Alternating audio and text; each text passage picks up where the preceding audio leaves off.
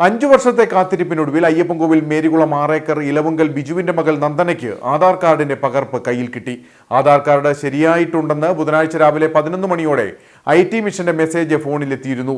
School വിട്ട ശേഷം അമ്മ സൗമ്യയെയും കൂട്ടി മാട്ടുകട്ടയിലെ അക്ഷയ കേന്ദ്രത്തിലെത്തി ഡൗൺലോഡ് ചെയ്ത ആധാർ കാർഡ് നന്ദന ഏറ്റുവാങ്ങി.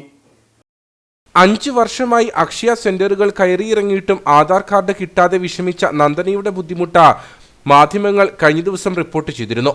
തുടർന്നാണ് ജില്ലാ ഭരണകൂടത്തിന്റെയും IT മിഷന്റെയും ഇടപെടലുണ്ടായതും ആധാർ കാർഡ് ലഭിച്ചത്. നന്ദന 3ാം ക്ലാസ്സിൽ പഠിക്കുമ്പോഴാണ് ആദ്യം ആധാർ എടുത്തത്.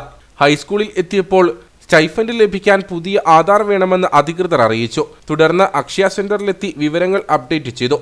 എന്നാൽ ആഴ്ചകൾ കഴിഞ്ഞിട്ടും കാർഡ് എത്തിയില്ല. പിന്നീട് പലതവണ അപ്ഡേറ്റ് ചെയ്തെങ്കിലും ഫലമുണ്ടായില്ല. ഒടുവിൽ പുതിയ കാർഡിന് അപേക്ഷിക്കാൻ IT മിഷൻ നിർദ്ദേശിച്ചു.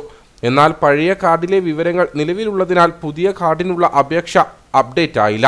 തുടർന്ന് ചപ്പാത്ത്, മാട്ടുകട്ട, കട്ടപ്പന എന്നിവിടങ്ങളിലെ അക്ഷയ കേന്ദ്രങ്ങളിലും അപ്ഡേറ്റ് ചെയ്തിട്ടും പരിഹാരമായില്ല.